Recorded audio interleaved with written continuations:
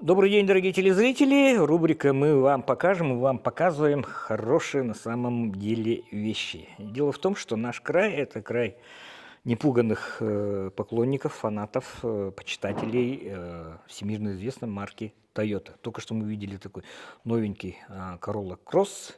Конечно, хорошая машина, супернадежная, говорят. Дело в том, что в моем владении в жизни никогда не было марки Toyota. И сейчас есть хороший повод все-таки посмотреть своими руками, своими глазами, пощупать руками то самое пресловутое качество Toyota. Знакомьтесь, хозяин данной красавицы, автомашины Toyota Crown в кузове Station Wagon. Это Crown 136. Да, Г-136. Егор... АХ по ФК, если быть совершенно точным. Егор Иванович, здравствуйте. Егор Иванович, человек, приближенный к инженерным кругам, специализируется на электрике и так далее, но сегодняшний вот этот разбор тойотовского качества мы проделываем вместе с нашими друзьями, замечательной семьей Кириллиных, Анатолий Анатольевич и, соответственно, Филипп Анатольевич. Это потомственная династия, получается, автомехаников. Но прежде чем мы начнем наш разговор, я бы хотел поинтересоваться у Егора Ивановича. Егор Иванович, каким образом данная красавица, вот эта машина охотников за привидениями, попала в ваши руки, и вообще немножко об ее истории? Я так понимаю, это 136-й Crown, тот, который мы привыкли называть чемоданом, но чемодан в нашем случае не канает, потому что это все-таки station wagon, а чемодан это седан. Ну да. Седан. Как вы ее приобрели и что с ней делали? Ну, по факту, это третья моя машина. Первая моя машина был 40-й «Москвич», вторая была моя машина 41-й «Москвич». Потом, когда я на 40-м «Москвиче» отъездил, дай бог памяти, 6 лет, на 41-м «Москвиче» отъездил 8 лет, вот мой друг ко мне подошел и сказал, забирай вот моего Кроуна, я у тебя забираю твоего «Москвича» за определенную сумму. С человеком 150 килограмм весом вообще не рекомендуется спорить. Отъездил на ней уже 12 лет. 12 лет я последние 4 или 5 лет езжу зимой и летом. И, в принципе, она меня не подводила еще ни разу. Ну, вообще, она мне досталась, можно сказать, беспробежной. Ну, в нашем дальневосточном понимании. Пробег, конечно, сложно сказать, но я, естественно, свой пробег не скручивал. Сейчас, если вот мы посмотрим на спидометр, он нам покажет цифру 343 тысячи. Из этих 343 тысяч 80, я ее купил с пробегом 80 тысяч по этому спидометру. Чудо нашей инженерной мысли – это палка-подпорка. В данном случае это труба водопроводная. Ну, движок. Какой?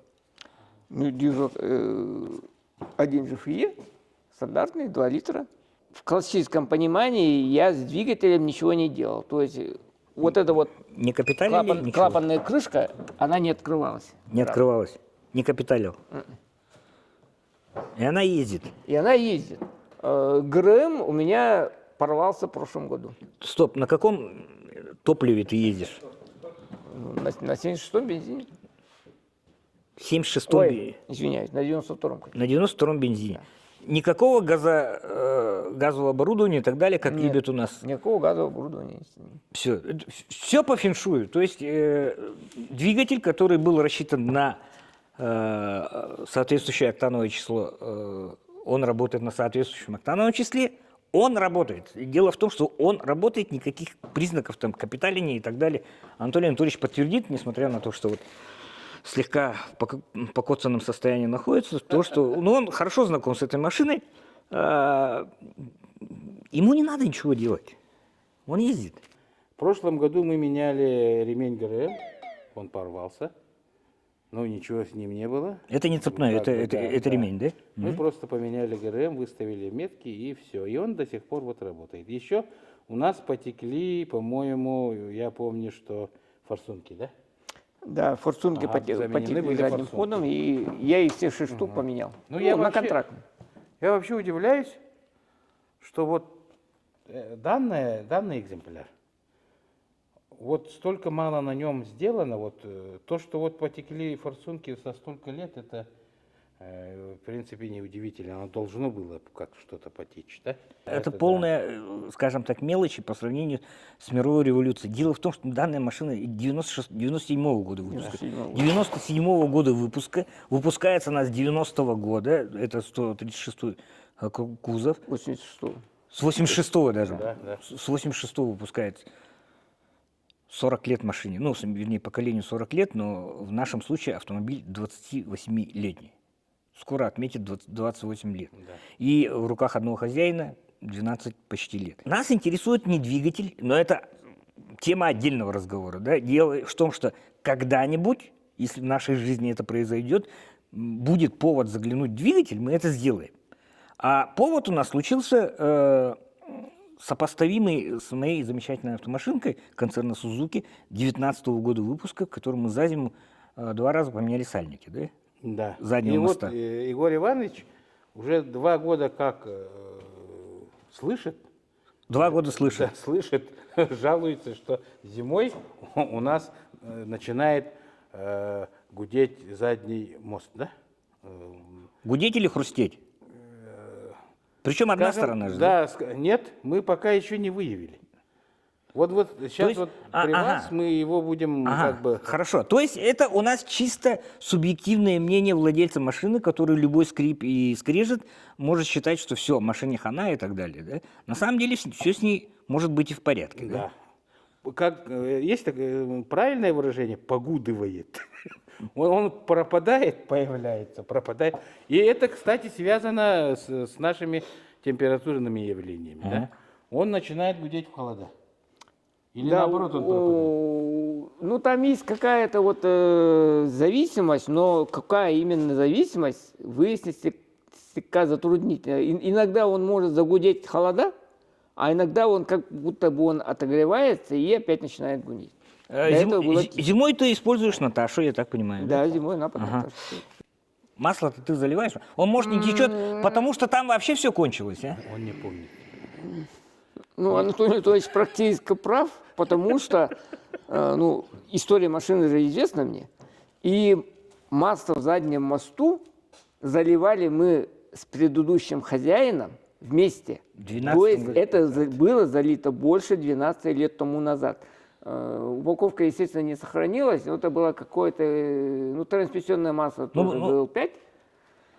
И там было сказано, что оно работоспособно до температуры минус 55 градусов, по-моему, было сказано. Ну, какое-то вот масло, не сказать, что прямо такой известной марки, но...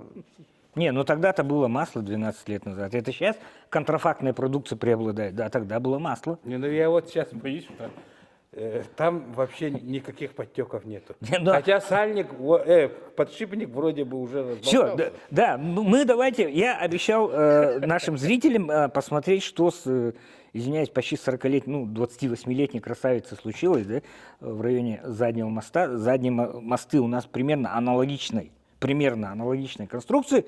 И давайте мы просто на виду изумленной публики с помощью нашего молодого поколения Филиппа Анатольевича, который будет выступать основным механиком сегодня, да, разберем этот узел и посмотрим, требует ли оно вмешательства. Согласен? Да. Все, согласен. начинаем.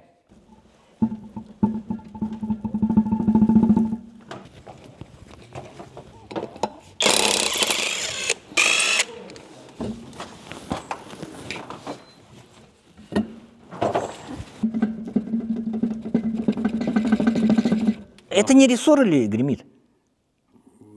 Нет, ну чувствуется вот на руках, что вот у нас полуось шевелится. Полуось шевелится. Ну, какой-то люфт есть, да? Люфт есть, выработка Люфт есть. И вот эти подтеки, это Анатолий Анатольевич жидким ключом брызнул, а не подтеки Да, вот какие-то. меня терзают смутные сомнения, почему у нас ничего не течет.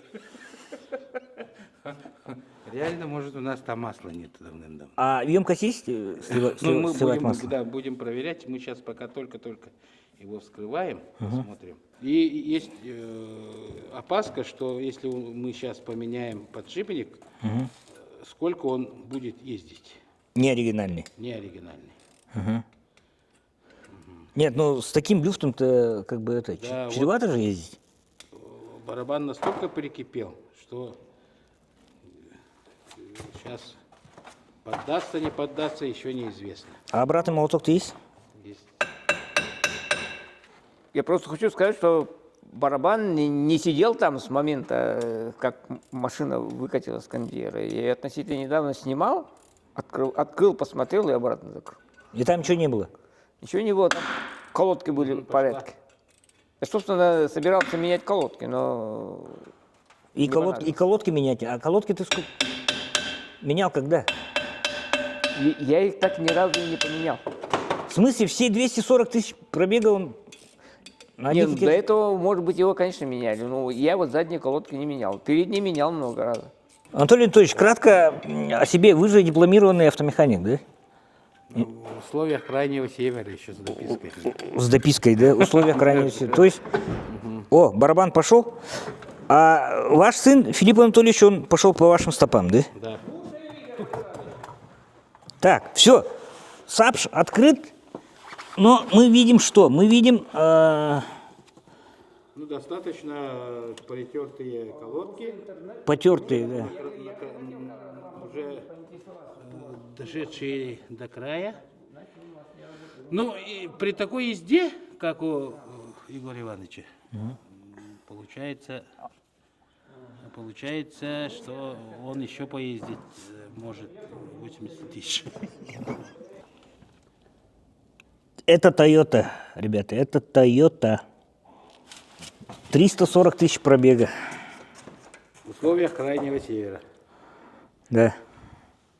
200, В лютые морозы. 260 тысяч в условиях крайнего севера, да?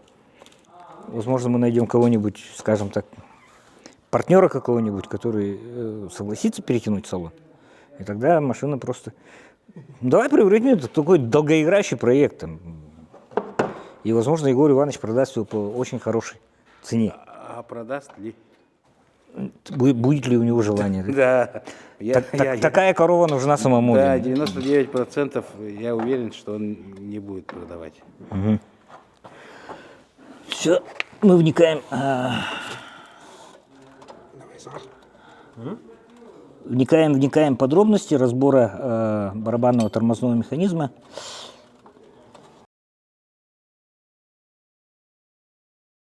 Включается, скажем так, лайфхаки от владельцев древних кроунов. Накидывается петля из проволоки для того, чтобы сдернуть пружину.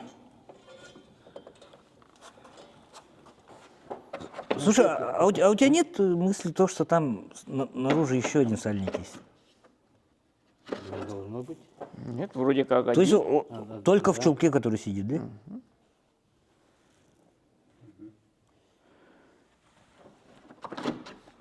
Узел немного по-другому, да? То есть у джимника Да. гаечки снаружи, со стороны чулка, а здесь изнутри кожуха, да? Да. То есть конструкция немножко зеркальная по сравнению с твоей, да? Да, если ось по кожуху идет. Если бы не Слушай-ка, было- а мы же не подняли этот, он же сейчас вытечет масло. Ну, вот Так, пускай тут вытекает. пошли какие-то... Пускай вытекает-то. Пускай вытекает, убедимся, что оно есть. Пошли какие-то Не, ну, прямые обвинения меня. Он не должен высушить. в смысле, на уровне, по уровню яблока, да?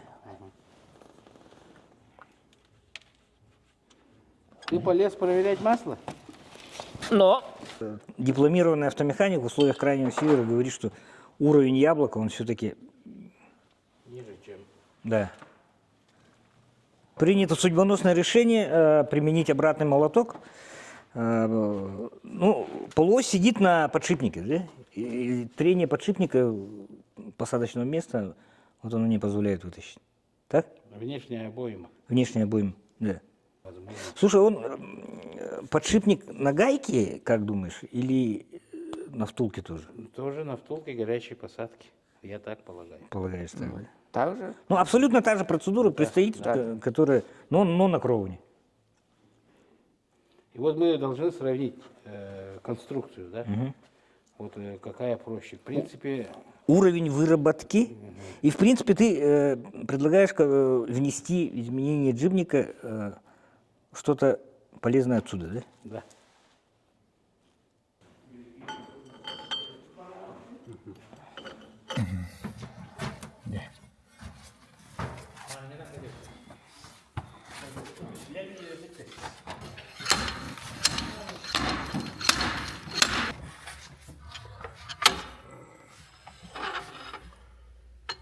Масло есть. Анатолий Анатольевич, ощущение такое, что сальник, он как новый, да? Да. Что странно, да? Не то, что странно. Он не засохший, Не засохший. Не, ну масло же есть. масло в есть, мосту он не есть. течет. Он не течет. Так, вот выработка на втулке минимальная вообще. Не, ну примерно такая же, как у меня, да? Примерно Ну, такая примерно же, как у меня. такая. Да. Но извини, сколько работал твой, сколько мой. Пробег несовместим получается. Пробег несовместим. Смотри, металл полуоси, он даже лучше сохранился, чем как бы это. И пониже работает. И пониже работает сальник. Сальник при этом он... кстати, Анатолий, сальник-то конфигурации немножко иной. Типа двухрядный, да? Он типа двухрядный, две рабочие кромки. Да, Видишь, да, вот да, выработка. да. Ага. Не в этом ли причина? Возможно. Запросто. Этот показал, что он надежней. Ну? В плане выработки и в плане того, что он даже при разболтавшемся подшипнике, он масло держит. Обычно, когда хоть какая-то, какой-то люфт появляется, это сказывается на сальнике. Нет, Сальник начинает пропускать. Если сейчас сальник он не пропускает, но люфт в подшипнике есть, можно ли обойтись просто тупо заменой подшипника? Теоретически, да. Теоретически, да. Мы ради эксперимента даже хотим именно так сделать. Именно так. сделать. Потому что у меня есть опаска того, что нынешние у нас Сальники? сальники, они могут уступать По качеству. даже вот этому давнишнему родному сальнику. Не, надо поближе снять со светом сальник, он двухрядный. Петр Егорович, он с двумя, рабочими кромками. И выработка на втулке, она, видите, вот,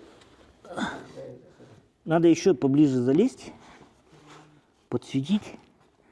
Он с двумя рабочими кромками получается, почти что. Или два сальника тут набито. Нет. Подшипнику хана, он умер естественной смертью. А сальник Умирает. Еще не умер. Еще не умер, да. Люфт просто такой значительно просто появляется. Ну, мне, ребят, реально плохо от того, почему там тут так, а там сяк. Но Ты сколько раз поменял уже? При два пробеге сколько? два раза при пробеге 28 тысяч. 2 раза сальник. И причем все из-за морозов и так далее. А Егору Ивановичу, который ездит те же морозы по тем же улицам, по тому же практически маршруту, что и я, ему хоть бы хны. Оригинальные сальники, да? Оригинальный сальник. В принципе, барабан, вот корпус, вот этот, кожух, щиток, он должен был остаться там. Но так как у нас вот эта, как опорная вот эта вот штучка, она все равно она вместе с ним. Вот можно было его вот так снять, выдвинуть, обратно болты закрутить, и в принципе он должен был остаться там.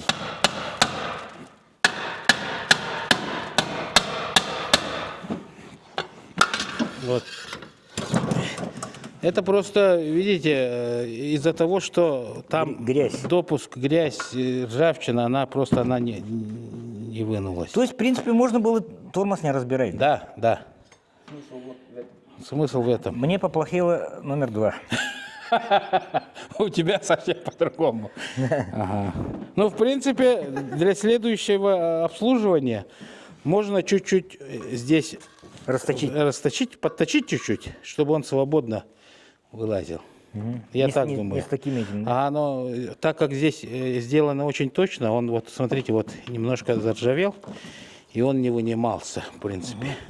Ну, корпус, вернее, люфт подшипника, Он большой он уже. большой. И выработка, смотрите, тут аж в трех местах выработка. То есть он еще и трехкромочный, что ли, сальничек получается? С этой стороны треххромочный. С этой стороны трехкромочный, с той стороны двухкромочный, да? Нет, наверное, это что-то другое.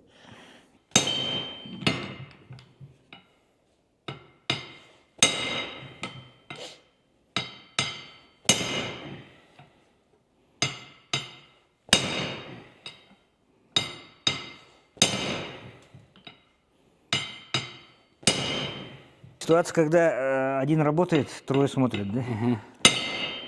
Классическая ситуация. Ну, в данном случае двое работают. Втулка очень мягкая, иди, по сравнению с сузуковской. Конечно. В этой части сузуковцы, конечно, опередили. Все. О, втулка горячая, да? Надрев должен быть. Вот это тойотовская втулка, запорная. Наверное, есть, но я там уже 24 года там не был. 40.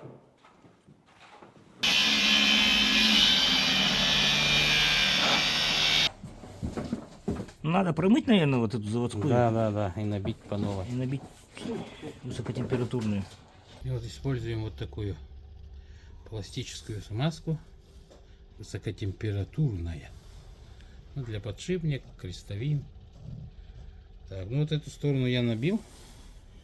Ну вы смотрели, да, видели, что смазки там кот наплакал. Слишком уж его мало было. Ну, ту сторону набил.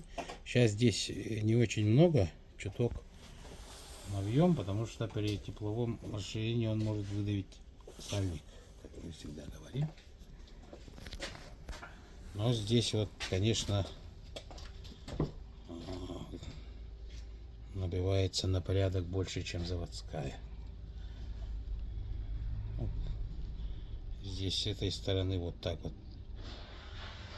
Просто немножко покрыть, а внутрь она сама набьется, растекется, и в принципе нормально должна быть. Немножко оставляем пространство, и все. Если бы мы его не вскрыли, то я думаю, что подшипник долго бы не продержался.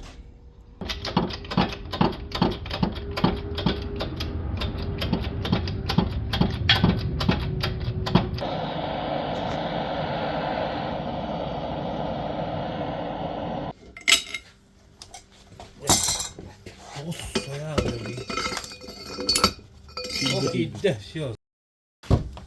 Так, он на не охладить надо. Ну, что сказать? Сказать я могу одно. Вот это вот легендарное качество GDM и так далее, это абсолютно не миф, это есть. Еще раз, машине 28 лет с момента выпуска. Я так подозреваю, что там все сидит родное, подшипник, сальничек и так далее. Ну, если даже не родное, то если меняли, то на родное меняли. В те годы с логистикой было чуть-чуть получше. Сам факт того, что за эти 28 лет, или там сколько, за 340 тысяч пробега сальник не текет, остается фактом. Сальник не течет. И все те моменты, которые вот эти боровские выработки и так далее, позволяют говорить, что в принципе применение такого же сальника, но с другими размерами, в принципе, может нашу проблему, вот эту синдром Гибралтара, или проблему с текущими сальниками, особенно в зимний период, минимизировать. Поэтому будем искать выходы, будем искать возможности. И Вот этот случай, это является очень наглядной иллюстрацией того, почему любят Тойоту, почему верят в Тойоту, почему Тойота для нашего региона это все-таки средство передвижения номер один. Мы вам показали, вы посмотрели, увидимся.